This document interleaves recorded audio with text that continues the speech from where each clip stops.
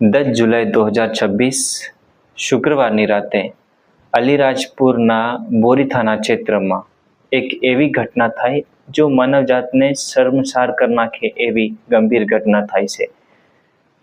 એક ઘેર એકલી વિધવા બહેર તેના ઘેર રહેતેલી અને રાતે શુક્રવારની રાતે તેના ઘેરમાં 6-7 સોટા બદમાશ તેના ઘેરમાં ભરાઈ ગયા। તેવું કતિક માલમ પડી કે એના ઘેરમાં સાંધી છે એમ કરીને તે ત્યાં તેની વિધવા બહેર કન સાંધી માંગવા માંડી ગયા અને અહીંથી અહીં ઘેરમાં બધું સમાન હતું તે ઉથલ પાથલ કરવા માંડી ગયા।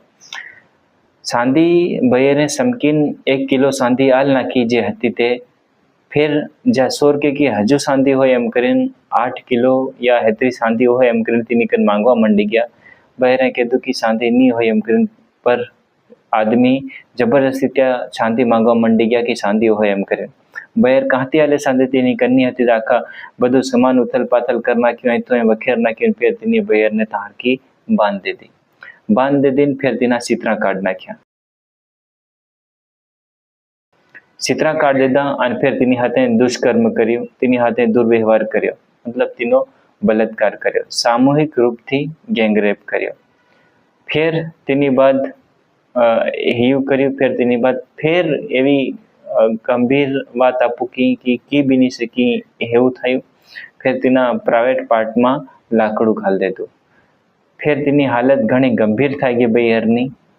ફેર ये सूचना जे पुलिस ने मालूम पड़ी तो पुलिस तार की मौका पर गई और जांच पड़ताल चालू कर दी थी। बयरनी जो प्राथमिक उपचार से इलाज से त्यो करायो घनी गंभीर हालत थी तो तेनी बयर ने इंदौर असल इलाज हारू मोकल नाखी।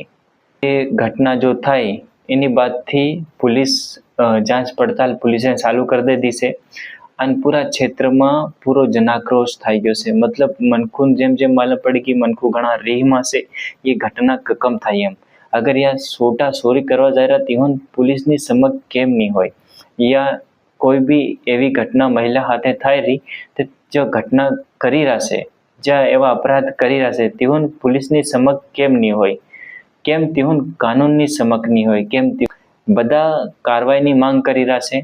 ઘણા ખરા નેતા આગળ આવીને બયાન કરી રહ્યા કે કાર્યવાહી થવું જોઈએ, ઘણા ખરા સંગઠનવાળા બી કીરા છે, મનખું બી કીરા છે, બધા મનખુમાં રહી બી છે पर ये पहली घटना नहीं होय, ये कोई पहली घटना नहीं होय कि આવું થયું હોય એમ।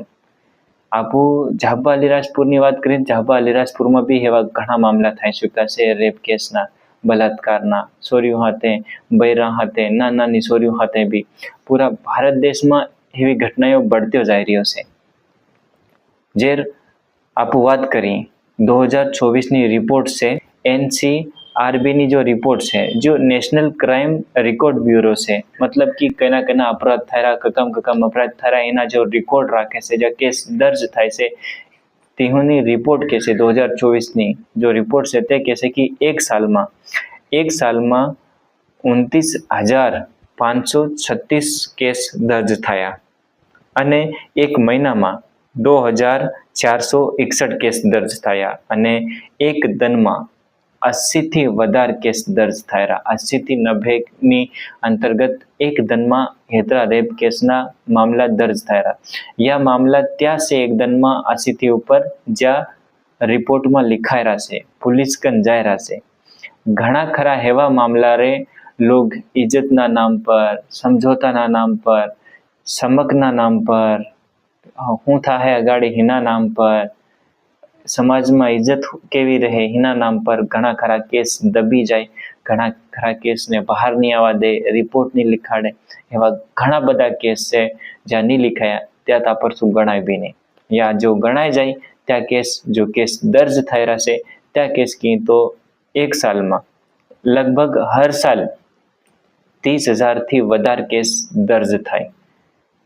અને ફેર આપું એ ભારતની આપણી વાત કરીને આપું મધ્યપ્રદેશની વાત કરી તે મધ્યપ્રદેશમાં હર સાલ 2023ની રિપોર્ટ મધ્યપ્રદેશમાં એમ કે હર સાલ 2,979 કેસ દર્જ થાય અને હર મહિને 248 કેસ અને મધ્યપ્રદેશમાં હર दिन 8 થી 10 રેપ કેસ થાયરા। ये एवा अपराध कम केम नहीं थायरा केम की कानून व्यवस्था पर જ્યાં સોટા છે તેઓની સમકની હોય, તેઓની પોલીસ પ્રશાસનથી સમકની હોય, જે આ કાનૂન વ્યવસ્થા બનેલી છે તેઓથી સમકની હોય. ઘણા ખરા નેતા પર યા કેસ યા अपराध आरोप लागी रहा અને તેઓની પર કેસ દર્જ છે, ફેર બી તેઓ સજા નહીં જડી રહી.